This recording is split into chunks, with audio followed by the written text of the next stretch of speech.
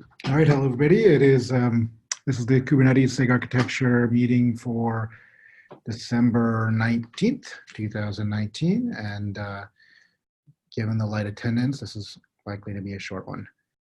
We have two things on the agenda. Let me pull that up.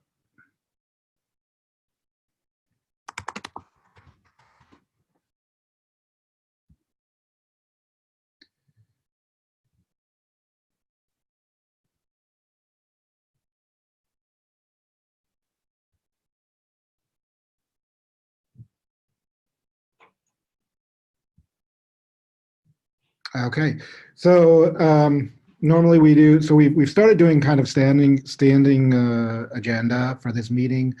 AI status, there were no real AIs from the last time that haven't already been done. We canceled last time, but the time before them, all of these were done, so there's nothing really to say there. Regarding sub-project readouts, so on the conformance sub-project, we continue to make progress. The II team, for those who don't know, CNCF actually pays a team of contractors to help work on conformance, and that's led by Hippie Hacker, and that's ii.coop. They've been working on a number of things and identifying ways to identify existing tests that hit new endpoints that haven't been hit before, so they found a few of those. I've identified and started creating issues around new tests that need to be written to hit these endpoints, things like that as well. So good progress there. We also are continue to work on defining or modifying the way that we do conformance, such that we are doing listing out the expectations of how the cluster should behave or the API should behave ahead of time, and then testing them separately. And that's progressing slowly, but it is progressing now, and which is good.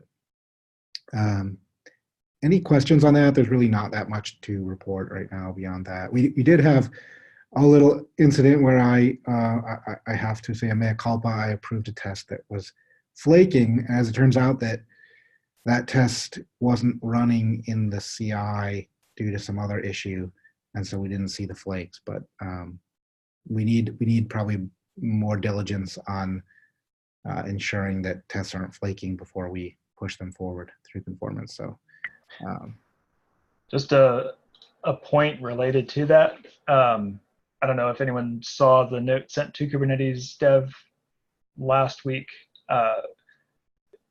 Maybe nobody knew that our CI jobs would actually silently retry flaky tests. So if you had a test that was flaky, it could fail and get retried and succeed the second time, and the job would pass and it would report green status. Oh, and you'd never know that it was flaky. You would never even know that it was flaky. So our test grids were lying to us. So basically the test grids that you would look at and say, oh, well, this particular test is not flaky, cool, it can be a conformance test. Right. That was a lie. That got turned off for master last Friday, which is going to be very painful short term, but very good long term. Yeah. Just as a point of reference, since the beginning of the week, we have found at least 4 real bugs that were masked because of this. 2 of them pretty significant. There's a run C race condition. Wow. And a kubelet pod deletion race condition. So if you are wondering why you're seeing existing conformance tests look flakier, it's because they were actually always flaky and it was getting masked. We just didn't know. We're working on burning those down, and any that are actually flaky, root causing them and fixing them. And if we can't do that in a reasonable time frame, like order of a few days, we are marking them flaky and taking them out of the merge jobs and opening milestone critical issues for the owning SIGs to say, you have to resolve this basically before you do anything else, because you've got code that isn't being tested. So Okay. All of that is in progress, and it's super painful short term, but it needs to be done. And Yeah. Okay, good. Well, that's good to know. Thank you. You want to give us an update on anything going on API review? sure. And this kind of ties into something for conformance as well. The work that we did last release to make it possible to run conformance tests and be sure that everything beta level was turned off. Yes. That capability is now there. We updated the conformance test that tests aggregation to a 117 level aggregated backend server. And so that is no longer using beta level APIs to do authentication authorization checks. Okay. So the last API that is not GA that is used by the things bringing up clusters for conformance is the certificate signing request API.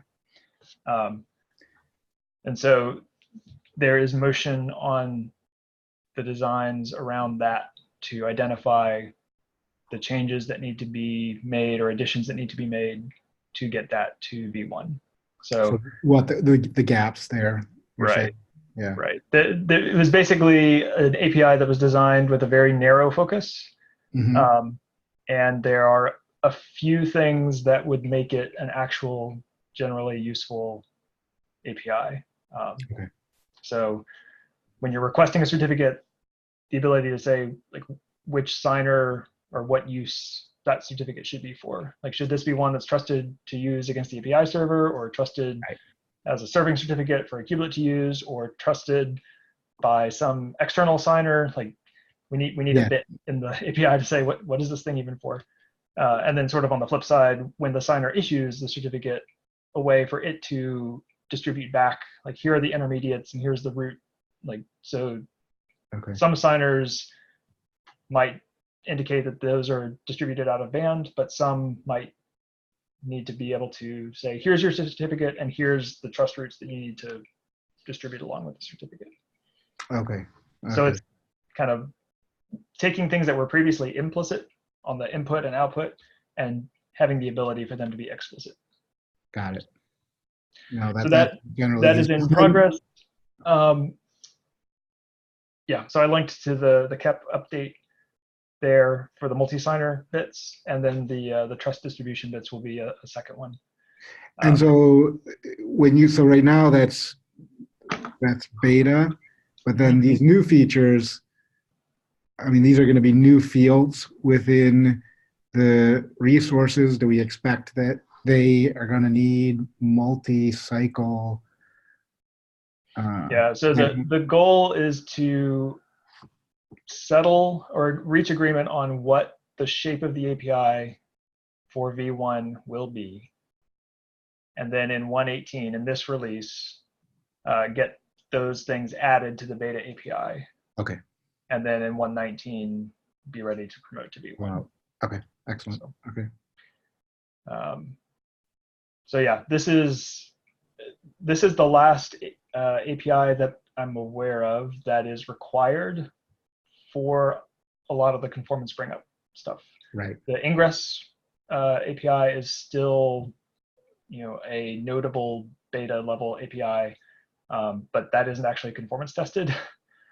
No, it's not. And although we did want to have we do want to have a way to test whether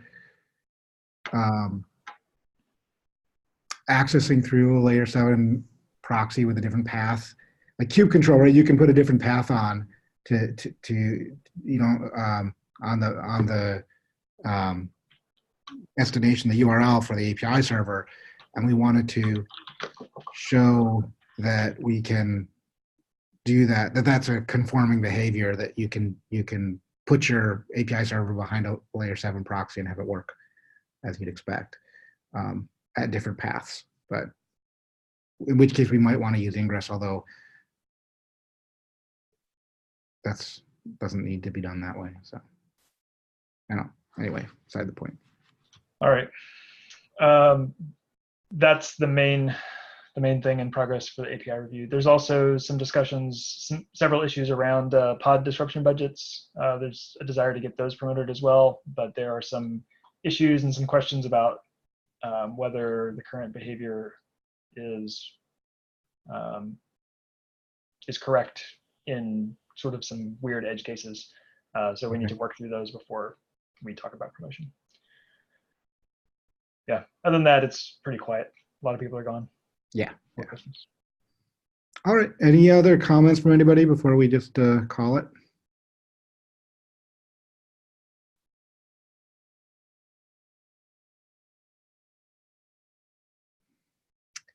All right, then. Thanks, everybody, so much, and have a great holiday break. We'll see you back in the new year.